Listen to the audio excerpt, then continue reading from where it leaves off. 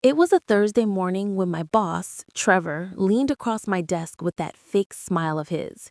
He tapped on the stack of reports I had just finished and said, "You know, Amelia, you're replaceable. Don't get too comfortable." At first, I thought he was joking, but the way he said it, calm, smug, like he was doing me a favor by reminding me, lit a fire in my chest. I kept my face neutral, but in my head, I thought, we'll see about that.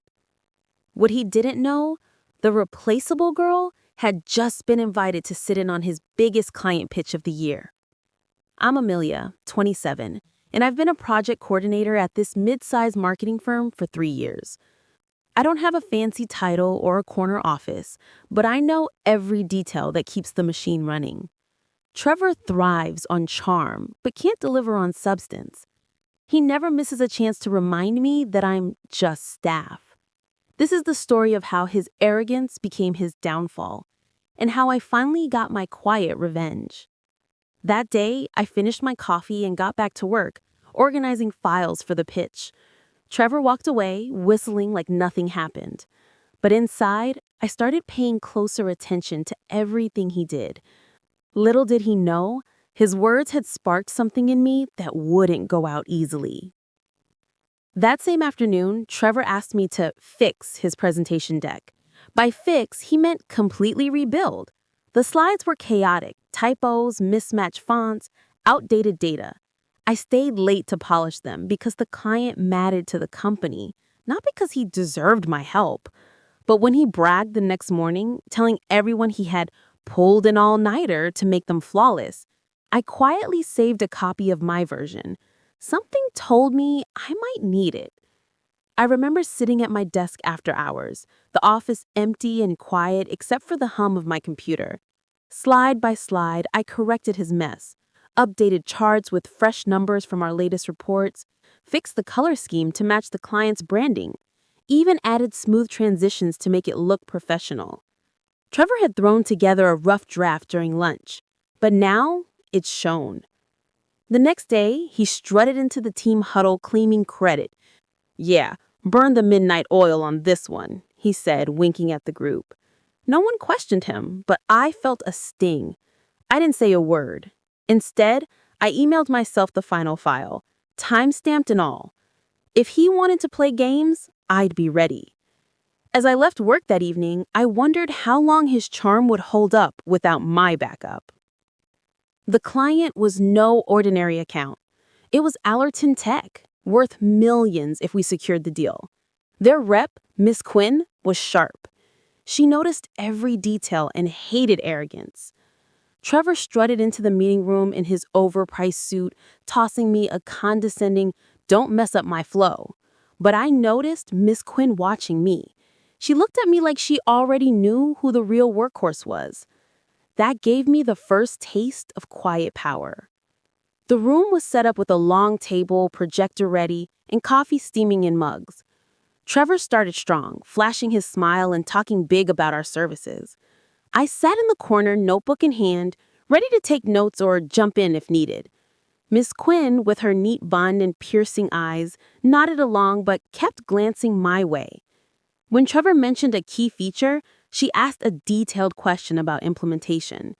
He paused, then said, "Amelia can fill in the gaps." I spoke up briefly, explaining the timeline perfectly. Her nod felt like approval. Trevor shot me a quick glare, but I ignored it. By the end, I sensed she saw through his act. Walking out, I felt a spark.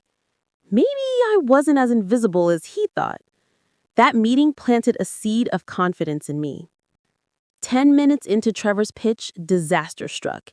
He clicked to the financial projection slide, and the numbers didn't match the report I'd finalized. Somehow, he'd re-uploaded the old data. Miss Quinn's eyebrows shot up. "Where are the updated figures we discussed last week?" Trevor stammered, shuffled through papers, and turned pale. I sat there, silent, pulse racing, because I had them saved on my drive. But I didn't move, not yet. The room grew tense as Trevor clicked back and forth trying to find the right slide. Sweat beaded on his forehead under the bright lights. There must be a glitch, he muttered, his voice losing his usual confidence. Miss Quinn crossed her arms, her expression turning skeptical. The other attendees shifted in their seats, whispering softly. I could have pulled up my laptop right then, shown the correct version I'd emailed myself. It would have saved the day, and him.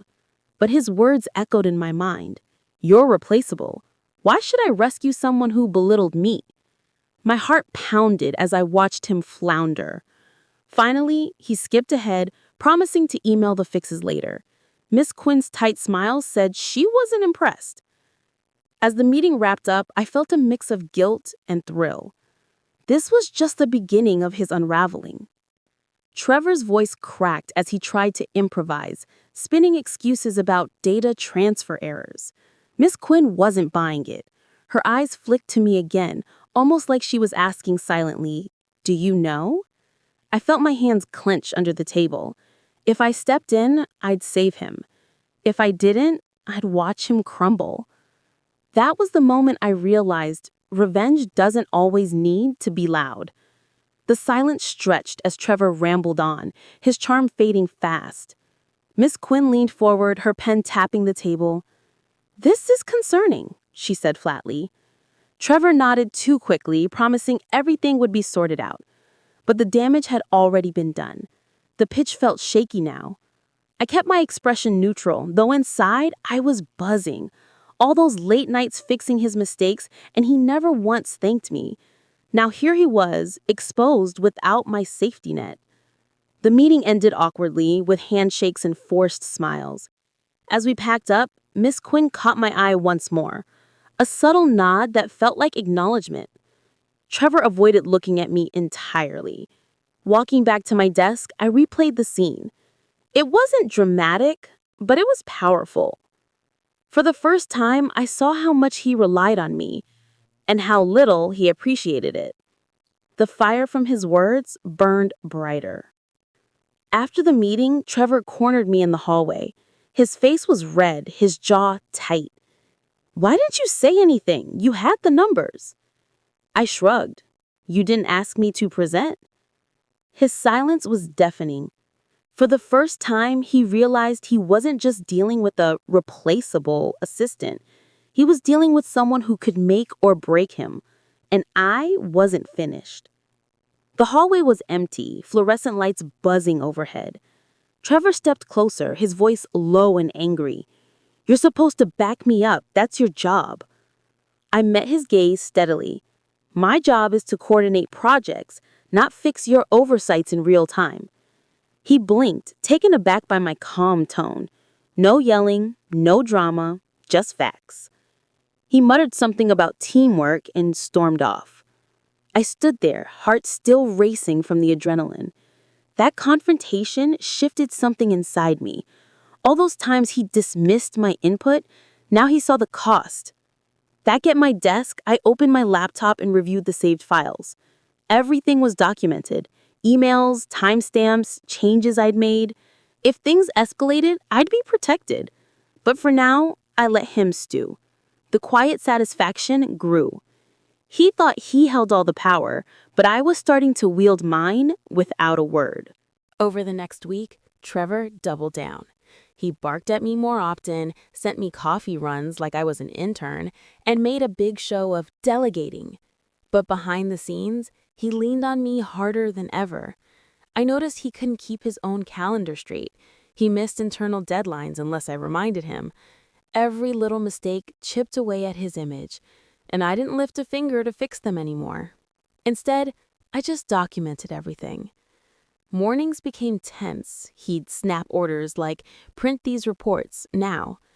I do the tasks, but no extras. No gentle reminders about meetings. No double-checking his emails for errors. One day, he forgot a call with a vendor, and it cost us a small delay.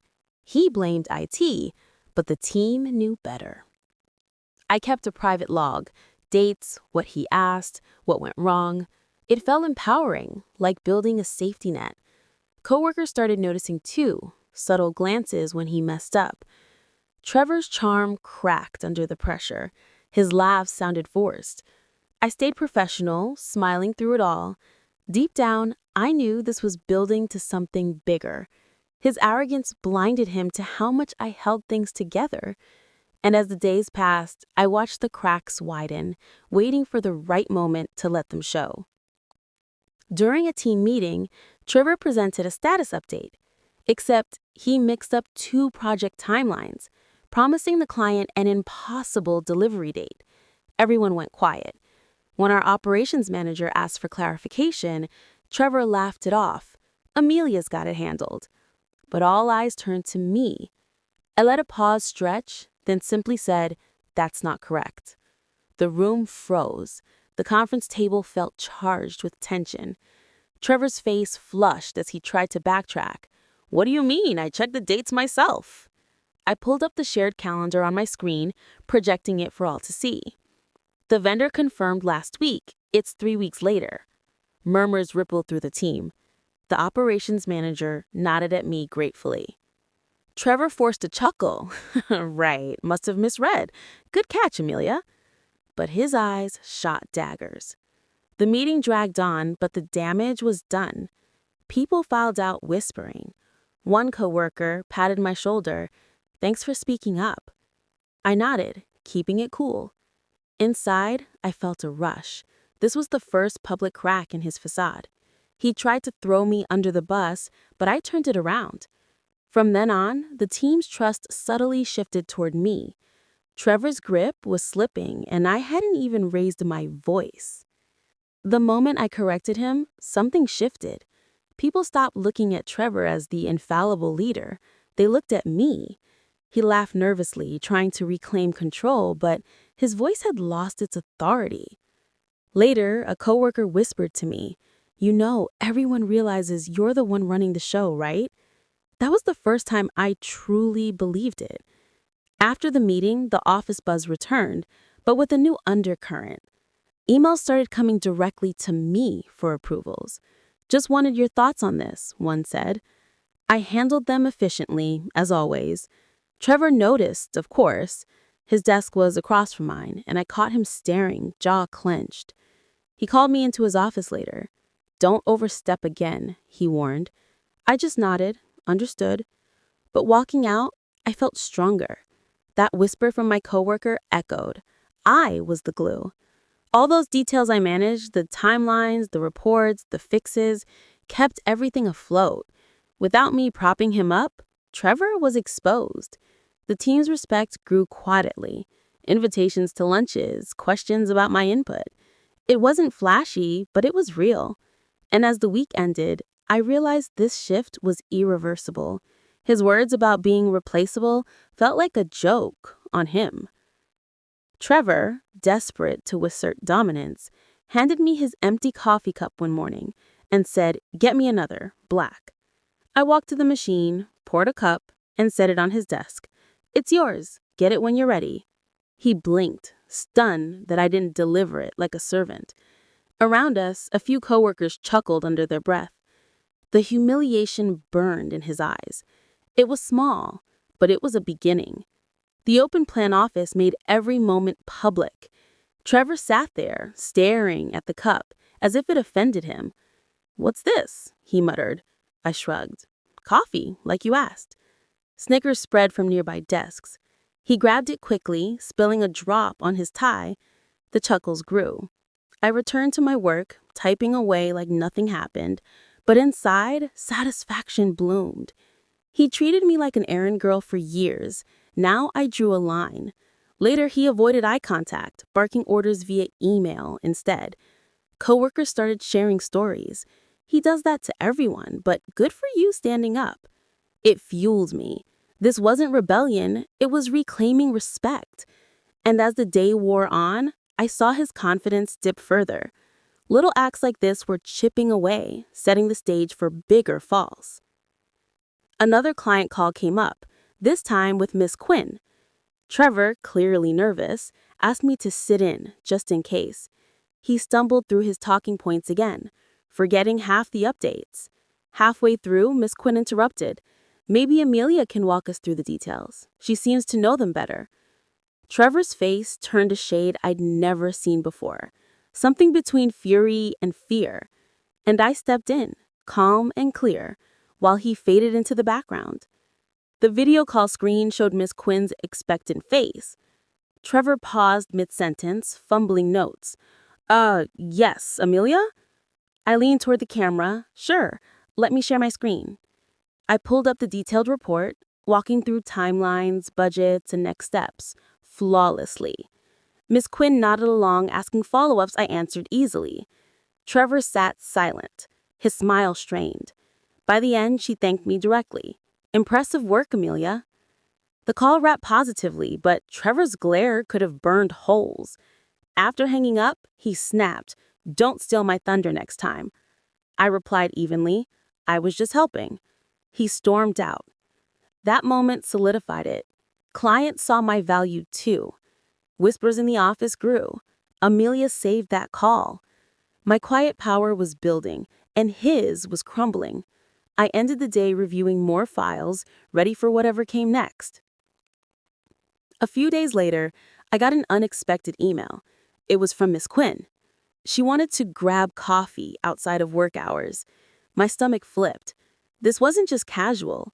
When we met, she leaned in and said, "You realize, right? You're the reason this partnership is even possible." Then she asked me if I'd ever considered jumping ship. I didn't answer, not yet. We sat in a cozy cafe downtown, away from prying eyes. Miss Quinn sipped her latte, her sharp gaze on me. "I've watched you in meetings. Trevor talks a good game, but you deliver the substance." I nodded, surprised but flattered. She explained Allerton Tech valued detail-oriented people like me. "We have an opening, project lead, better pay, more autonomy." My mind raced. Leaving meant starting fresh, away from Trevor's toxicity, but staying could mean climbing here, now that dynamics were shifting. "Think about it," she said, sliding her card. I promised I would. Walking home, excitement mixed with caution. This offer was leverage. If Trevor pushed too far, I had an exit. But for now, I kept it secret, letting it simmer. Back at my apartment, I reviewed my resume, updating it with all the wins I'd quietly achieved. The future felt open, and I was in control. Word spreads fast in offices. Suddenly, people started treating me differently. I wasn't Trevor's assistant anymore. I was the person they trusted when things went wrong. Trevor noticed. He started snapping at me more in public, desperate to claw back control. But the harder he tried, the more obvious it became. And I just kept smiling. Hallway chats turned into questions directed at me. "Amelia, what's the real status on that deliverable?"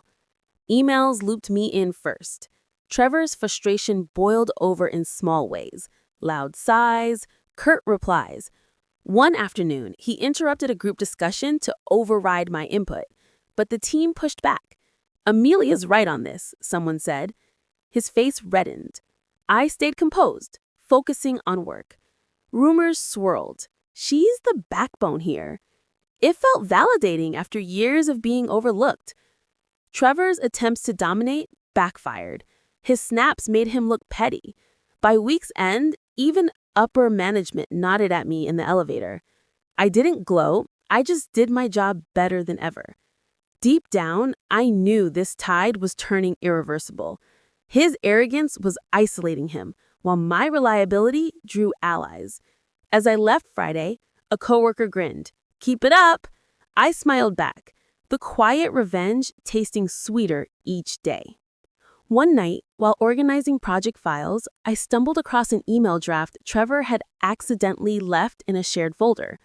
It was him, taking full credit for work I'd done. He was planning to send it to the CEO before the client deal closed. I felt my jaw clench. It was one thing to belittle me, but stealing credit on this scale? I quietly downloaded a copy, because soon I might need proof. The office was dark, just my screen glowing. The draft praised his innovative strategies, listing achievements I'd spearheaded, the streamlined timelines, the cost savings from my reports. No mention of me. Anger surged, but I breathed deep. Instead of confronting, I saved it with timestamps. This was ammunition. If he sent it, I could counter it with evidence. Edits I'd made, emails proving my input. It fit his pattern. Charm up top, theft below. I closed the folder, heart steady. This discovery hardened my resolve. No more free rides. The next day, he acted normal, but I watched closer. Every task he delegated, I noted. Proof was building like a fortress. If push came to shove, I'd be ready. For now, I filed it away, letting him dig deeper. The quiet setup continued, and I felt untouchable. The company announced an all-hands meeting. Trevor was set to present the future strategy with Allerton Tech as the centerpiece. This was his make-or-break moment. If he impressed the executives, he'd be untouchable. If he failed, well, let's just say I knew which way the scales were tipping. I sat in my seat that morning, calm, waiting for the fireworks. The auditorium filled with staff, buzz in the air. Trevor paced backstage, notes in hand. I'd seen him prep, sloppy as usual, relying on old data. No one knew I'd stopped helping polish it. The CEO opened, then handed off to him. Trevor stepped up, smiling wide. "Today I'll outline our path forward," he boomed. Slides flicked on. Familiar, but I spotted flaws. Mismatched metrics, vague goals. Whispers started early. Miss Quinn sat in the front, invited as a guest. Her presence amped the stakes. As he spoke, I felt anticipation build. This was his stage, but without my fixes, it was shaky ground. Coworkers glanced my way as if sensing the shift. I kept neutral, notebook ready. Deep down, I knew one slip could expose him fully. The room hushed as he dove in, and I waited, pulse steady, for the inevitable crack. Right before he went on stage, Trevor hissed at me. "Email me the latest slide deck now." But I already knew what he'd done. He'd left the wrong version on his laptop, the one with half-finished graphs and outdated branding. I looked at him coolly and said, "I don't have access right now. You'll have to use what you've got." The panic in his eyes was delicious, and I sat back to watch the unraveling. Backstage, chaos. He fumbled his phone, cursing under breath. "You always have backups." I shrugged. Not this time. He had no choice. Showtime. As he presented, slides glitched, charts cut off midline, colors clashing horribly. Audience shifted, uncomfortably. Trevor ad-libbed, but his voice wavered. "As you can see, a projected growth is—" Miss Quinn frowned deeply. I watched from my seat, a quiet thrill rising. This was his mess, not mine. Whispers grew. "What's with the deck?" He skipped slides, sweating now. No rescue from me. By midpoint, the room felt awkward. He'd built his image on polish I provided. Without it, he looked amateur. As he stumbled on, I felt empowered. This wasn't sabotage. It was him facing reality. The end loomed, and I braced for the fallout.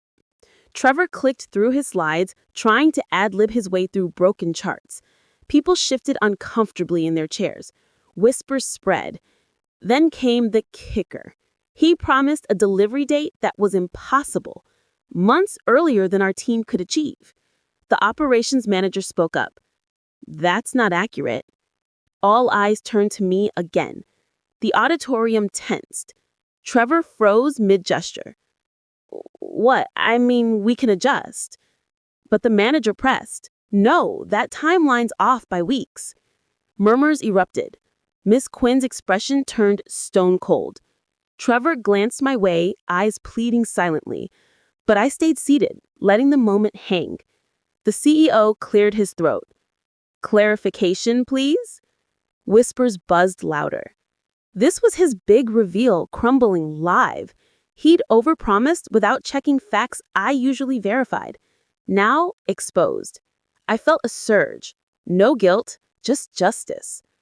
The room waited, pressure building. Trevor stammered more excuses, but credibility slipped away. Coworkers exchanged looks, some nodding at me. This slip wasn't minor. It risked the deal. As he rapped weakly, applause was polite but thin. Walking off stage, he avoided everyone. The whispers followed. How did he mess that up? I sat still, the shift palpable. His failure was public now, and my silence spoke volumes. The CEO finally said, Amelia, can you clarify? My heart raced, but I stood. Calmly, I explained the actual timeline, the updated numbers, and the corrected strategy. By the time I was done, people were nodding. Miss Quinn smiled faintly from the back row. Trevor's face was white as chalk, and in that moment, the power dynamic flipped completely. The spotlight hit me unexpectedly. I walked to the front, voice steady. The realistic delivery is mid-next quarter, based on vendor confirmations. I shared my screen via phone link, showing clean charts I'd prepared separately. Heads leaned in, murmurs of agreement. This aligns with our resources, I added, detailing steps. The CEO nodded approvingly. Miss Quinn's smile grew. She knew. Trevor sat rigid, fists clenched. Applause followed my words, stronger than his. As I returned to my seat, the room buzzed with respect. Whispers. Amelia nailed it. The meeting ended on a high note, thanks to me. Trevor slunk away first. This flip wasn't planned, but earned. His arrogance had blinded him. My knowledge shone through. Back at my desk, emails poured in. Great save! The dynamic was new. I held the reins now. And it felt right. After the meeting, Trevor tried to corner me again. You sabotaged me, he hissed, but I didn't flinch. I just told the truth. For once, he didn't have a comeback. He just walked away, shoulder sagging. But I knew this wasn't over. Not for him and not for me. The hallway echoed with our footsteps. His accusation hung heavy, but I stood firm. If you'd used the right deck, this wouldn't have happened, I added calmly. He muttered about loyalty, but his voice lacked fire. Defeat showed in his posture. Coworkers passed, glancing curiously. Word of the presentation flop spread fast. Emails dinged, questions now directed at me. Trevor retreated to his office, door shut. I returned to work, adrenaline fading into resolve. This fallout would ripple. Management would question him. Miss Quinn's faint smile lingered in my mind. She'd seen it all. I reviewed my logs, ready for any backlash. But deep down, I sensed victory nearing. His era of belittling was ending. Mine of recognition beginning. As the day closed, a quiet satisfaction settled. He'd underestimated me one too many times. Now, consequences loomed. I packed up, knowing tomorrow would bring more shifts. The game wasn't done, but I was winning. The next morning, my phone buzzed. It was the CEO's office. They wanted me in a private meeting. My pulse spiked. Was I in trouble? Instead, the CEO said, "We've been watching. You've held this team together.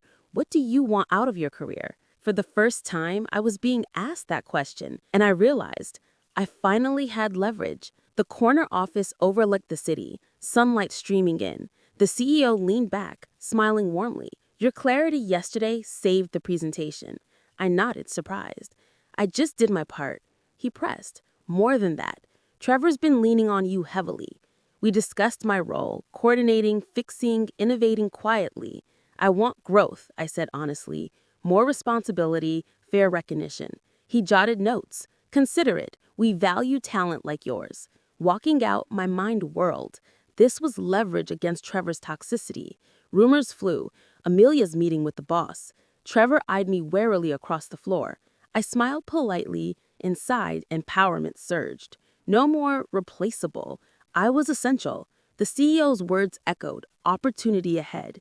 I spent the afternoon planning my next moves. Resume polished, options open. Miss Quinn's offer lingered too. For now, I held the cards, ready to play them wisely. A week later, the announcement came. Trevor was being reassigned to a different role, which was corporate speak for stripped of authority and tucked away where he couldn't do damage. The whispers in the office were ruthless. Did you hear? Amelia basically replaced him. Trevor avoided my eyes completely, and I couldn't help but smile. The email hit inboxes mid-morning. Organizational changes for efficiency. Trevor's new title? Analyst, no team oversights. Gasps echoed. Coworkers clustered, buzzing. After that presentation, no surprise. Some shot me knowing Lux. You earned this shift. Trevor packed his desk quietly, face ashen. He glanced my way once, but I focused on work. No gloating, just quiet vindication. His arrogance had caught up. My reliability won out. Management cited performance reviews, but everyone knew the truth. Miss Quinn emailed congratulations on the smooth transition. I replied graciously. The office dynamic lightened without his snaps. Team morale lifted. Ideas flowed freely. I stepped into more meetings, voice heard. This demotion was his rock bottom, my turning point. As the day ended, a coworker joked, "Queen Amelia." I laughed it off, but it felt good. Revenge complete, without a scene. Now, forward. One morning, I walked past Trevor's desk. He looked miserable, hunched over spreadsheets he didn't understand. I set a cup of black coffee down in front of him. "Yours," I said lightly. "Get it when you're ready." His face flushed with shame as I walked away. Full circle. The office hummed around us, but that moment felt private. Trevor stared at the cup, mirroring my earlier defiance. Coworkers nearby stifled grins. He muttered thanks, but his voice cracked. I continued to my desk, no glance back. This small act echoed his past dominance, now reversed. He belittled me, now roles flipped. Whispers followed, poetic justice. Trevor buried himself in work, avoiding interactions. I focused on projects, thriving in the new space. Team emails praised my leads. Management looped me in on strategies. Miss Quinn's offer tempted, but staying felt right. For now. Reflecting later, this coffee incident sealed it. Quiet revenge at its finest. No drama, just a reminder of shifted power. His misery was self-made. My rise earned. As weeks passed, he faded further, while I shined. Full circle. Indeed, his words boomeranged, and I savored every subtle win. Miss Quinn called me again. "All Arrowton Tech would love to have you on board. We'll double your salary." It was tempting. Oh, was it tempting? But something in me wanted to see how far I could climb here, now that I finally had the chance. So I told her, not yet. The key word, yet. Our call was brief, professional. She detailed perks, flexible hours, leadership role, creative freedom. "You'd fit perfectly," she said.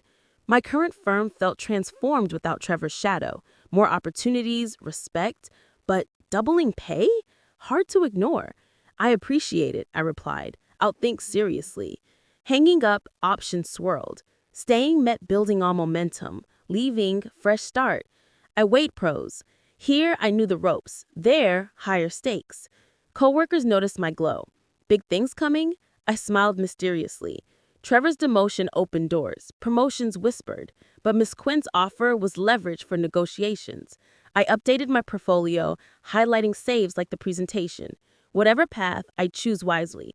For now, not yet kept doors open. Excitement built, future bright. His failure paved my way, and I was ready to soar. 2 months later, I moved into a new office. Small, but mine. My title, project manager. The same people who once brushed past me now came to me for answers. I didn't brag, I didn't gloat. But every time I passed Trevor's cubicle, I remembered the words replaceable, and it fueled me more than any promotion could. The office had windows overlooking the park, a desk with my nameplate. Unpacking, I felt accomplished. Team members knocked. "Need input on this." I guided confidently. Meetings flowed, ideas respected. Trevor sat in his corner, head down, a shadow of former self. Our paths crossed rarely, but when they did, his avoidance spoke volumes. His replaceable taunt now ironic. I'd risen, he'd fallen. Coworkers shared stories. "You deserve this." I nodded humbly. Miss Quinn's offer lingered, but staying here felt right. For now. Reflecting later, this coffee incident sealed it. Quiet revenge at its finest. No drama, just a reminder of shifted power. His misery was self-made. My rise earned. As weeks passed, he faded further, while I shined. Full circle. Indeed, his words boomeranged, and I savored every subtle win. Miss Quinn called me again. "Allerton Tech would love to have you on board. We'll double your salary." It was tempting. Oh, was it tempting. But something in me wanted to see how far I could climb here, now that I finally had the chance. So I told her, not yet. The key word, yet. Our call was brief, professional. She detailed perks, flexible hours, leadership role, creative freedom. You'd fit perfectly, she said.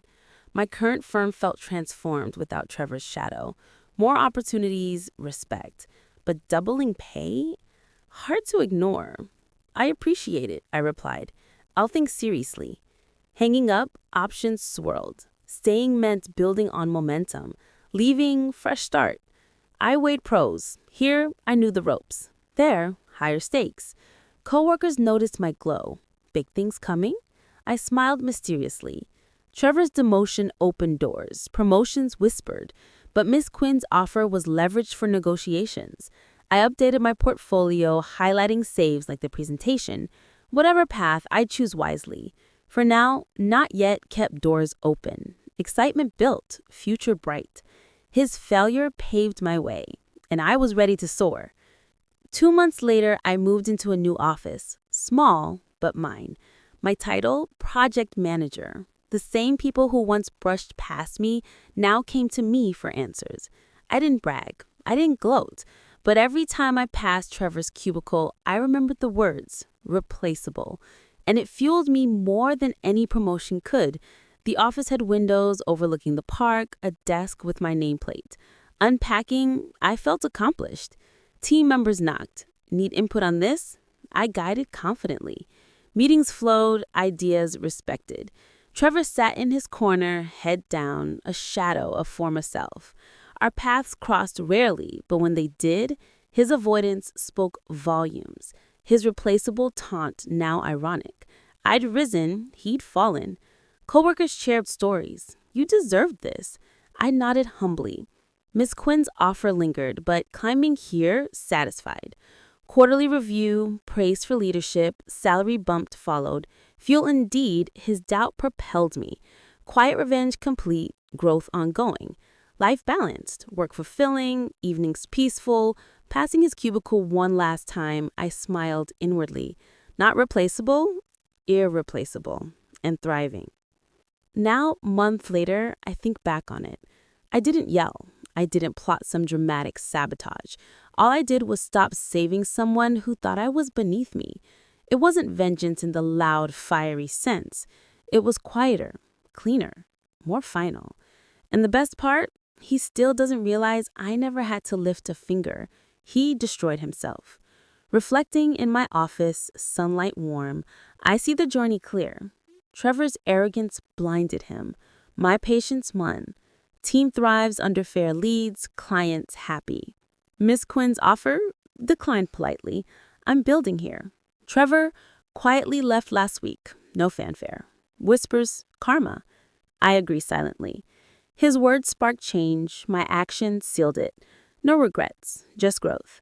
Life's fuller. Friends, hobbies, confidence. Readers, if someone calls you replaceable, remember, quiet power endures. Flow with facts, let truth reveal. My story's proof. Revenge best served subtle. And I laugh now knowing he failed solo. End of chapter, start of more. If you enjoyed this story, make sure to like this video, comment, and smash the subscribe button. Also check out other videos on the channel. We've got more interesting stories for you.